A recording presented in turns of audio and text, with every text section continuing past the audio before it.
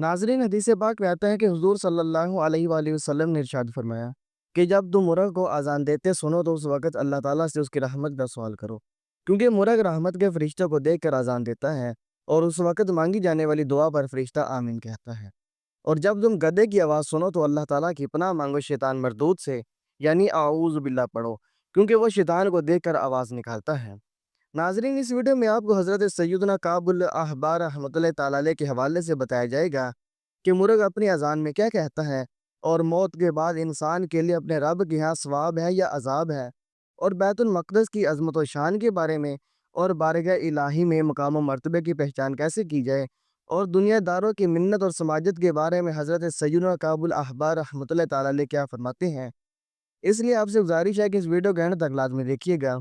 नाज़रीन, हज़रत सैयदना काबुल अहबार रहमतुल्लाहि तआला अलैह बयान करते हैं कि अल्लाह ताला ने मुर्ग़ की शक्ल पर एक फ़रिश्ता पैदा फरमाया है। उसके कदम ज़मीन के निचले हिस्से में और सर अर्श के नीचे है। अल्लाह ताला हर रात आसमान दुनिया की तरफ ख़ास तजल्ली फरमा कर इरशाद फरमाता है कोई सवाल करने वाला कि उसे अता किया जाए? है कोई तौबा करने वाला कि मैं उसकी तौबा को कबूल करूँ? है कोई मग़फ़िरत को तलब करने वाला कि उसकी तलब पूरी की जाए?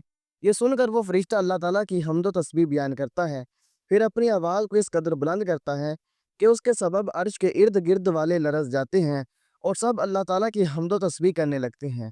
फिर भी तरतीब दूसरे, तीसरे, चौथे, पाँचवें और इस आसमान दुनिया वालों का यही हाल होता है। ज़मीन वालों में इस बात का इल्म सबसे पहले मुर्गों को होता है। बस सबसे पहले मुर्ग़ की आवाज़ बुलंद होती है। वो पहली बांग में कहता है, ए इबादतगुज़ारो उठो। दूसरी अज़ान में कहता है, ए तस्बीह करने वालों उठो। तीसरी में कहता है, ए फरमाबरदारों उठो। चौथी में कहता है, ए नमाज़ियों उठो। पाँचवीं में कहता है, ए ज़िक्र करने वालों उठो। फिर जब सुबह हो जाती है तो अपने परों को झटक कर कहता है, ए गाफिलों उठ जाओ। बस जो शख्स सुबह होने से पहले 10 आयात की तिलावत करता है, वो गाफिलों में नहीं लिखा जाता। जो 20 आयात की तिलावत करता है वो ज़िक्र करने वालों में लिखा जाता है। जो 50 आयात की तिलावत करता है उसे नमाज़ियों में लिखा जाता है। जो 100 आयात की तिलावत करता है उसे फरमाबरदारों में लिखा जाता है। और जो 150 आयात की तिलावत करता है उसे 1 किंतार अजर दिया जाता है। 1 किंतार 100 रतल का और 1 रतल 72 मिस्काल का और 1 मिस्काल 24 कैरात का होता है और 1 किरात ओहद पहाड़ जितना होता है। यानी 150 आयात तिलावत करने वाले को 1,72,800 ओहद पहाड़ों के बराबर अजर दिया जाता है। नाज़रीन, हज़रत सैयदना काबुल अहबार रहमतुल्लाहि तआला अलैह फरमाते हैं कि मुस्तफ़ा जान रहमत सल्लल्लाहु अलैहि वसल्लम पर नाजिल होने वाले कुरान करीम में 2 आयतें ऐसी हैं जो तौरात और इंजील की तमाम तालीमात को अपने अंदर समेटे हुए हैं। क्या तुम ये आयत नहीं पाते? जिसका तर्जुमा ये है, तो जो एक ज़रा भर भलाई करे उसे देखेगा और जो एक ज़रा भर बुराई करे उसे देखेगा। सूरह ज़िलज़ाल आयत नंबर 7 और 8। हाज़रीन ने जवाब दिया, जी हाँ। इरशाद फरमाया, बेशक इन 2 आयतों ने तौरात और इंजील के मज़ामीन का इहाता कर रखा है। हज़रत सैयदना काबुल अहबार रहमतुल्लाहि तआला अलैह फरमाते हैं, अगर तुम ये देखना चाहो कि किसी बंदे की मौत के बाद अल्लाह ताला के यहाँ उसके लिए क्या है, यानी उसके लिए सवाब है या अज़ाब है, तो उसकी विरासत को देख लो। अगर उसने विरासत में सच्चाई और अच्छाई छोड़ी है तो उसके लिए अल्लाह ताला के यहाँ इस विरासत से बढ़कर अजर व सवाब है, और अगर उसने विरासत में बुराई छोड़ी है तो उसके लिए इस विरासत से बढ़कर अज़ाब है। इंसान के साथ खैर व शर जुड़ा हुआ है।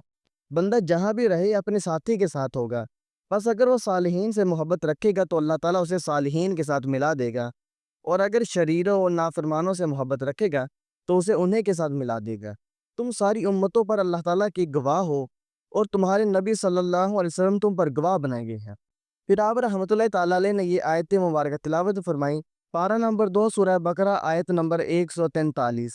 तर्जमा, और बात यूं ही है कि हमने तुम्हें किया सब उम्मतों में अफजल कि तुम लोगों पर गवाह हो, और ये रसूल तुम्हारे निगहबान और गवाह है।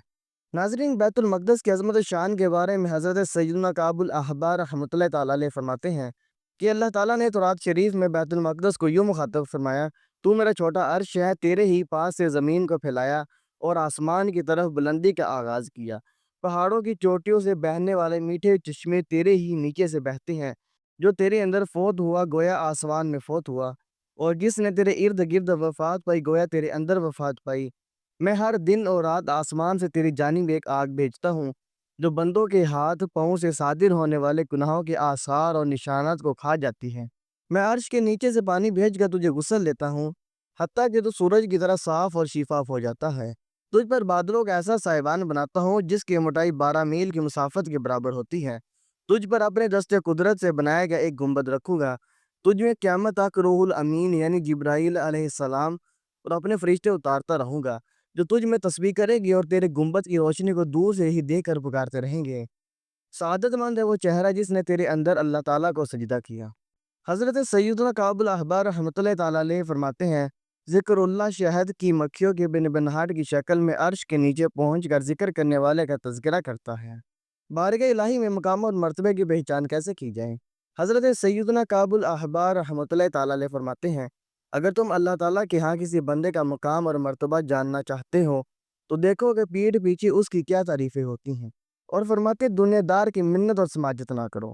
حضرت سیدنا کعب الاحبار رحمۃ اللہ تعالیٰ علیہ فرماتے ہیں، اللہ تعالیٰ نے حضرت سیدنا موسیٰ علیہ السلام سے ارشاد فرمایا، اے موسیٰ، جب مال و دولت کو اپنی طرف آتے دیکھو تو کہو کسی لغزش پر عتاب جلدی ہو گیا، اور جب فقر اور غربت کو اپنی طرف آتے دیکھو تو کہو صالحین کی علامت کو خوش آمدید۔ اے موسیٰ، میرا قرب پانے کے لیے تمہارا سب سے بہتر عمل میری تقدیر پر راضی رہنا ہے، اور تمہاری نیکیوں کو سب سے زیادہ برباد کرنے والا عمل تکبر ہے۔ جب کوئی دنیا دار تم سے منہ پھیر لے تو اس کے سامنے گڑ گڑانے اور منت سماجت کرنے سے بچو، اور ان کی دنیا کے لیے اپنا دین قربان مت کرو، ورنہ میں تم پر اپنی رحمت کے دروازے بند کر دوں گا۔ فقراء سے قریب رہو اور ان کی ہم نشینی کو لازم کر لو۔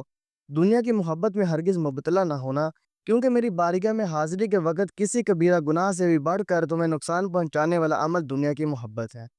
اے موسیٰ بن عمران، نادم اور شرمندہ گناہ گاروں سے فرما دو کہ تمہارے لیے خوشخبری ہے، اور غفلت میں پڑے خود پسندوں سے فرما دو کہ تمہارے لیے خسارہ ہے۔